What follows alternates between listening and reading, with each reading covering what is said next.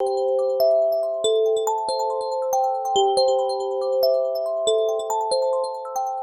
am Wayne Miller. I'm the President and Chief Operating Officer of a company called Gradient Technologies. What does Gradient do? Well, I'm here to talk to you a little bit about that today. Let's see if we can make this work correctly. So we're an environmental technology company, and we've actually taken a previous technology and been able to make it better. And I'll explain to you exactly what we do with a product called Arrows. We have the ability to take ambient air within an environment and treat that air, killing deadly and dangerous pathogens, and making that air safe to breathe. In addition to that, we have a byproduct that comes from our process that's like little scrubbing bubbles that go into the air. We refer to it as a reactive oxygen species. And this reactive oxygen, as it comes out of our system, falls to surfaces and continues to consume these deadly and dangerous pathogens. So not only can we treat the air, but also the surfaces within those environments. The problem that we've identified is that these deadly pathogens are on surfaces in the air. They affect people. They affect things that we consume, for example, things like produce, egg farms, food-borne illness, those sorts of things. How many people would be really excited about going on a cruise right about now? Right, okay. But the idea of, we all know that the first thing that comes into mind when we think about going on the cruise is the potential to pick up some sort of a virus. Okay? Going into a hospital today, recently, of course, we've seen on the news the incidents of when scopes are used, this idea of superbugs, that even though they go through this process of cleaning and sanitization, that still some of those diseases called CRE and MRSA can convey. We talk about the shipping of produce and products and that sort of a thing. So when harvests are done, these apples, pears, grapes, vegetables, and produce, if you have some decay, that decay can affect the entire harvest. So we can help to stop those things from occurring. The most compelling part of this, and you know, one of the things that's important about technologies is that and new ideas is doesn't really matter to people. And what matters about really what we do is our capacity to take this technology and deploy it, again, to enhance safety, but also to help do things like reduce cost associated with these types of losses. Okay. So we've developed this product called Arrows. We have 3 patents on the product and 2 forthcoming. We can do this faster, better, quicker than any other known technology. We can eliminate these diseases, reducing cost and ultimately having an effect on lives. It's fairly inexpensive to deploy. For example, a ratio would be, if we wanted to treat an area that was, say, 5,000 feet, the cost of our unit would be about $2,500. So it's roughly about 50 cents per square foot. The only additional cost that you would have associated with that would be the cost of electricity to operate the device. It plugs into a 120 volt outlet. It draws 5 amps. So it's it's not very latent on the system, if you will. It's easy to deploy. It requires little or no maintenance. About every 6 months, we remove what's called the reactor. We clean that and then replace it with a fresh one. And that's all that's involved in terms of keeping it going, okay? So here's how it works. The first stage of the process is, we refer to this as again, a non-thermal, I guess that doesn't work on there very well, does it? A non-thermal plasma. And this takes place within a reactor. And don't let that scare you from the standpoint of it's not a nuclear reactor. But what it is it's a device that has a power supply, and it has a series of plates. And as air passes through there naturally, we have a little turbine in the front of that. It passes through the reactor, and as it comes out the other side, it kills those pathogens. And we set that system up based on the bioload of the environment. So for example, we would increase and decrease the speed at which the air flows through there depending on the amount of bioload in that particular environment. So if I'm bringing in a big supply of apples into an area to store them, I'm going to have a fairly high bioload. If I want to take an endoscopy scope and I want to put it into a storage area until it's able to be used after it's been sanitized and continue to sanitize it using our technology, then of course I wouldn't have a very high bioload. So as it passes through there, and this is one of the big things about our patents, is we have the capacity to control this and modify it, which is unlike what anybody else has been able to do. And it really gives us a key advantage in terms of being able to treat this. So we come through the system. These oxygen molecules and airborne carbon-based compounds, which include things like molds, bacteria, viruses, they're oxidized and they're destroyed. And unlike many of the competitive technologies or other like technologies, the big difference for us is that we actually kill and destroy these pathogens. Unlike things like HEPA filters and filtration and so forth, which really are in the business of collecting these pathogens. Nobody really wants to collect bad stuff. And then it's a question of what do you do with it after the fact. As the oxygen and as the air passes through the device, we have the second stage, which is what we call low-level residual, okay? And these are the little scrubbing bubbles. These are the reactive oxygen species that come out and land on the surfaces and continue to consume these pathogens. So we have sort of that 1-2 punch. We get the air, we get the surfaces, and we can do it pretty rapidly as well. Okay. Current solutions, this is sort of a quick list of just sort of the limitations, and it really gets back to sort of what I spoke to you about earlier. A couple of key advantages. One is we don't collect pathogens, we kill them. Secondly, some of these technologies generate ozone, and depending on the level of ozone that they generate, that can be an irritant to the lungs. It can also be a corrosive. So we do not generate ozone, and we do, I shouldn't say we don't generate ozone. We generate a very, very tiny bit of ozone that has a half-life that as it leaves that system really disintegrates in a matter of milliseconds, okay? And that's full disclosure. Really, in terms of the limitations of the current solutions, perhaps what remains still the greatest solution besides ours is, of course, bleach, and because it does actually kill pathogens. Okay? Our market opportunities are very many. Everybody's heard about things like sick building syndrome. We can be put into things like HVAC systems. So you take a duct, you can install our technology, and we can eliminate things like formaldehyde. We can eliminate problems associated with sick building syndrome. Meat and food processing, we've talked about a little bit. Educational facilities. Think about traveling on an airplane. How many people have taken a trip during the winter months and come home with a cold? Part of the reason is recirculating air. So we have application that can be used with organizations and companies that build aircraft. One of the successes with the previous generation of this was in cabinets at grocery stores. Costco in particular has deployed this technology. So you have these display cases where you have all your food that's sitting there. It's being exposed to the air, being exposed to bacteria, beginning to deteriorate. We can actually build a small reactor which we can stick inside of that cabinet, which you won't even see, and it's actually being done as we speak. It circulates the air through that cabinet, keeps the salads fresh, and extends the life of the food that's being presented. We've talked about hotels, resorts, and cruise ships, neurovirus, Legionnaire's disease, those sorts of things. We can assist with that and actually clear that stuff up. Residential buildings, commercial buildings, of course, government and military, and then the healthcare applications are endless. One of the things about this cold plasma is it actually can be made into almost like a flashlight, almost like a wand. We could actually brush it over the surface of a wound and help eliminate any bacteria associated with that wound. So it makes the debridement process considerably better.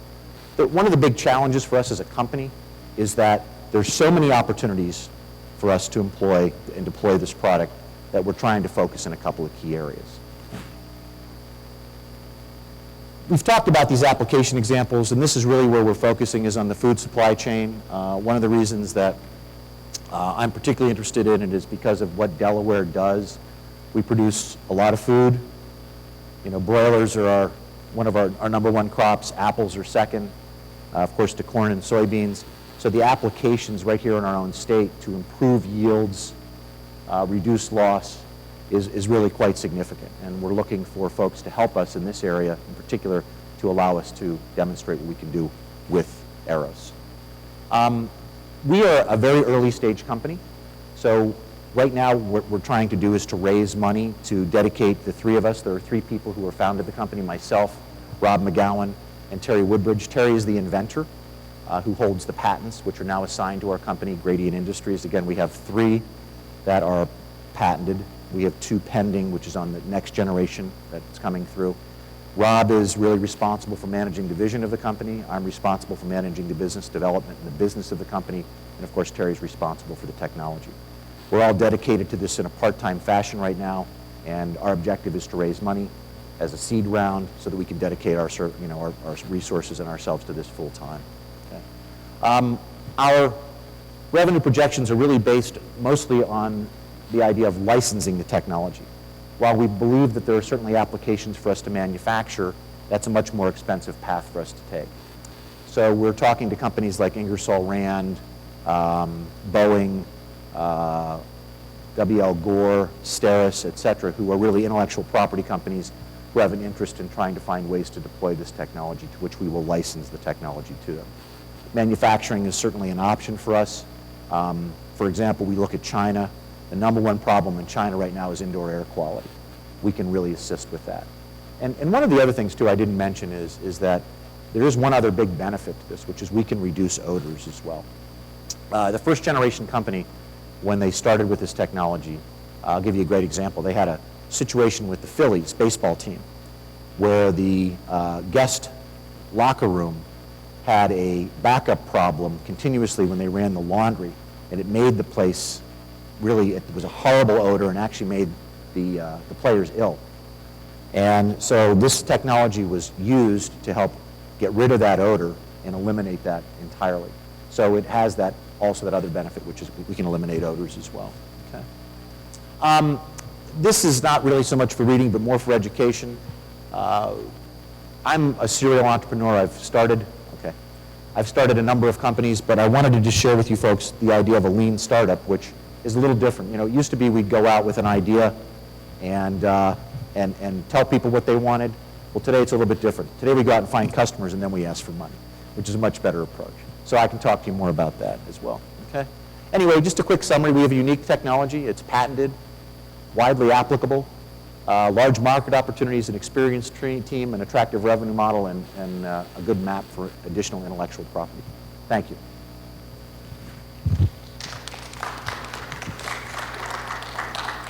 Thank you, Wayne. I got so interested in what you were saying that I forgot to even look at the clock. Well, my wife will tell you I can't talk for only 6 minutes. So. Very, very interesting. I'm sure we've got some questions from the audience. Please. I took note of the stethoscope or whichever instrument you were talking about, how you would sanitize it on the way into the room, so that I guess the room would be considered sterile at all times. But let me finish, if I may, because that'll be the answer. What I'm wondering about, and I'm not sure about the device or how long it takes, but could you have sanitized it on the way out? And then as it's being used, you know it's ready to rock.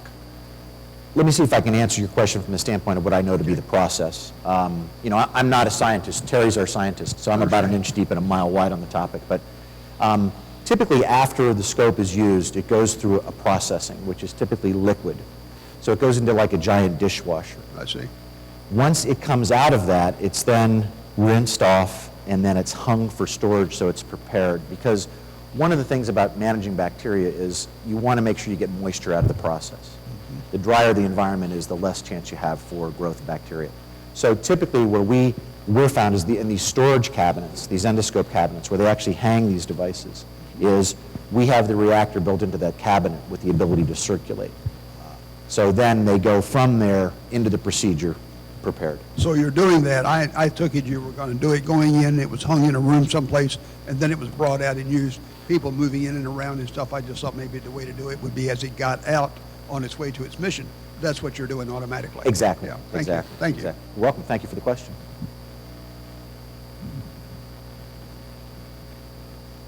Any other questions? Just a reminder to use the mic since it's being recorded. Oh. Hey, good morning. My name is Good John. morning. Beautiful presentation. Got a couple of questions.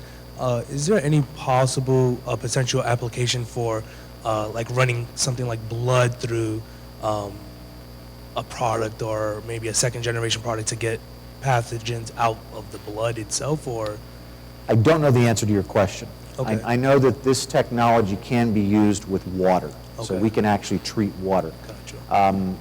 My wife and I lived on a farm for about 15 years, and we had a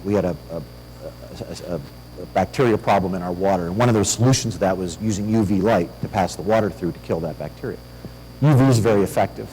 It does break down DNA. It loses its effectiveness immediately as it gets dirty, which is one of the problems. It's expensive to maintain and so forth. So this is a little better than that. Terry would be a person I could be happy to get you an answer to that, but it's a great question. And it very likely could have an application. Good deal. And just another follow-up question, or kind of on a different track. I know you mentioned square footage, but if you're running your application through an area or room like this, aren't you talking about cubic feet in a situation like that?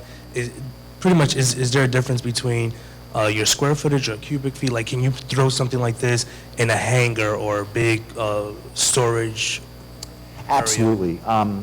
Again, I try to give people a sense of a ratio of cost, but there's sort of three factors. You're absolutely right. It's about square footage and cubic footage. It's about bioload, and it's about also the CFM, or how quickly and how often that air changes within that environment.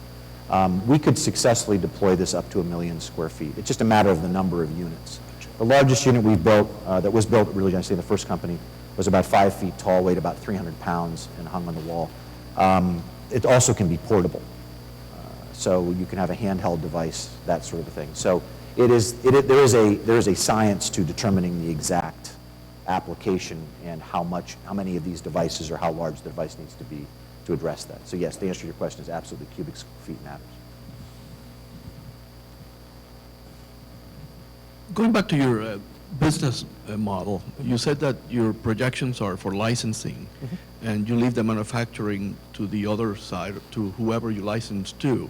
Have you done that already? Have you partnered with someone? I mean, are they actually manufacturing?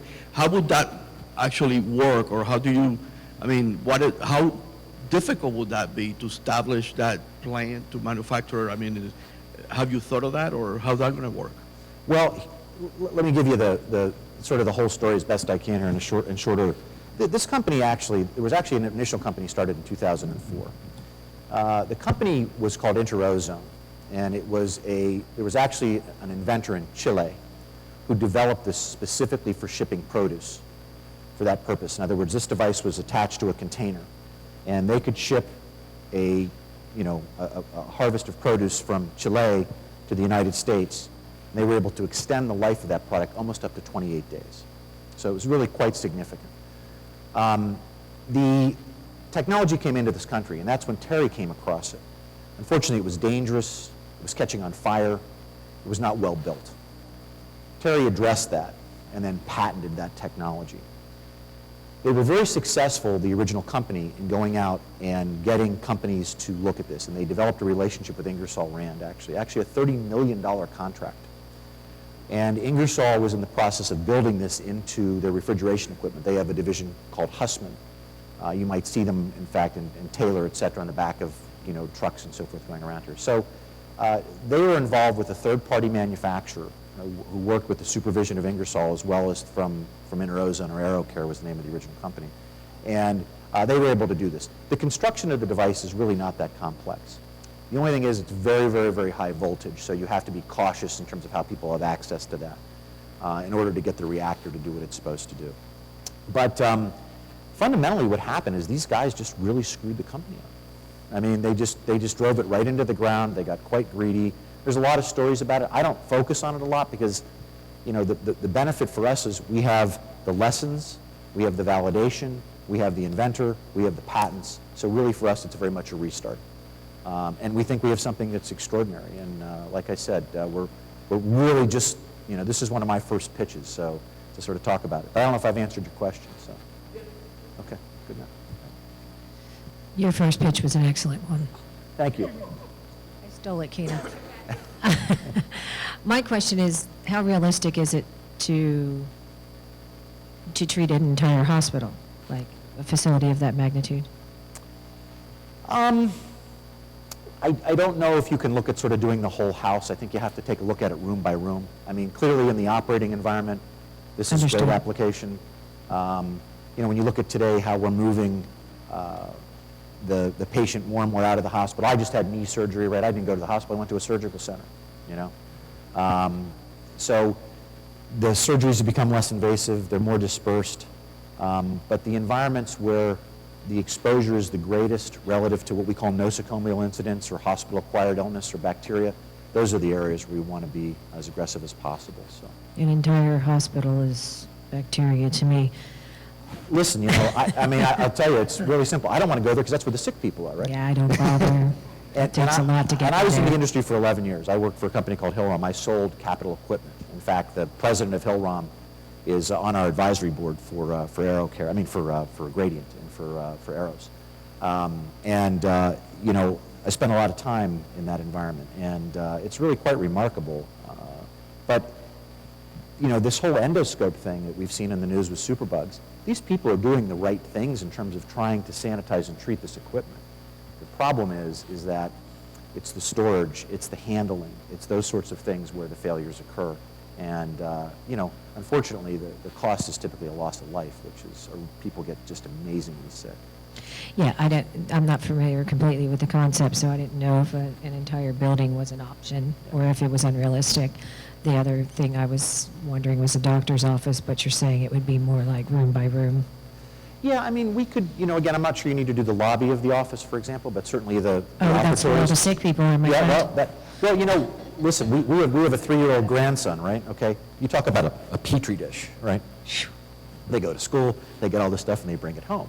I think about its application. Like I said, we talked about cruise ships, airplanes, educational facilities, and so forth. So this does no harm. I mean, our magic is in the box. So we take air and we make it better. We take surfaces and make them cleaner, and we're 99.9% effective, which is a pretty good number. So. Honestly, I think the answer to your question is we're going to know more the more we do it. The process is proven, the technology is proven. We're blessed to have the patents, and continuing to evolve them.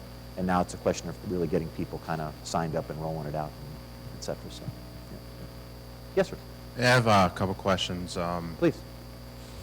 With healthcare costs being so high today, are you looking at maybe getting it so that healthcare, or if you have a healthcare plan, you can get this subsidized to put it in your house as a preventative thing? I hadn't thought of that. We certainly, like, for example, in a home environment, I mean, we have a lot of mold and spores in this part of the world, for example, right? So we could install this into an HVAC system. We could actually cut a hole into the return, and we could put this device in there so as the air passes through it, it's treated and it comes out and prevents that from occurring. As far as the healthcare situation is concerned, there are about 55 million endoscopy procedures done per year, in this country. And the cost associated with one MRSA incident is about $16,000 per. And you look at the percentage of that. So we solve $1 billion plus problem as far as that's concerned, but getting it deployed is an issue. I think there are opportunities for us to get funding and grants and that sort of thing to apply it in that fashion, but I think primarily it's going to come from private industry. But certainly we're open to anybody who wants to write a check. Very well done presentation. Thank you very much. A quick question about rapid treatment of semi-high bioload type of material. I don't know if you're familiar with the avian flu. It's going around Yes. the agriculture industry Yep. right now. Potential for billions of dollars in loss throughout the agriculture industry. Would a modular design be possible where a person tending to the birds in the flock could pass through and actually have their clothes and equipment sanitized, even if it's heavily bio-laden? The answer to your question is absolutely yes. And again, it would be a better question for Terry than myself, but the reason that I know the answer to the question is being yes is because one of the things that we're seeing right now is the utilization of this idea in a box where you can put your hands. The treatment's pretty effective and quick. You pull them out and you're treated.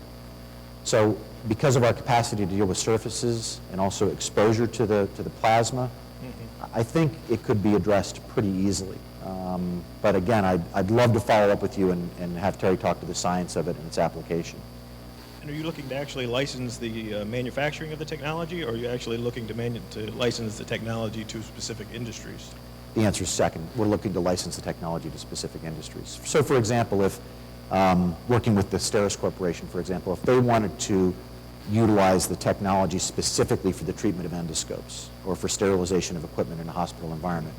What we would look to do is to develop a relationship with them that would be exclusive so that they wouldn't compete with, we wouldn't license to their competitors. That's probably a better way to say it.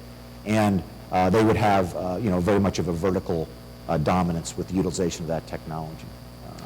One of the key reasons for us in terms of looking to licensing versus manufacturing is just the startup costs associated with it.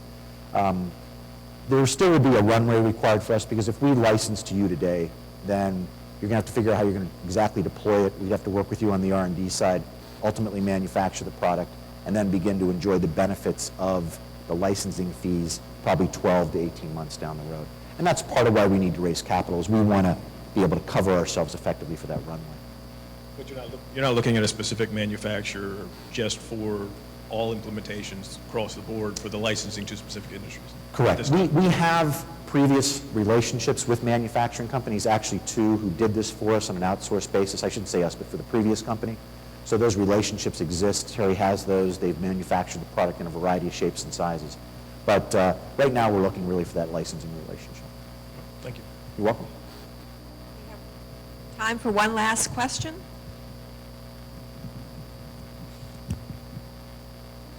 Are you planning to expand your team, especially like in scientists, probably? Absolutely, absolutely. Again, getting back to sort of the idea of the lean startup mentality, right?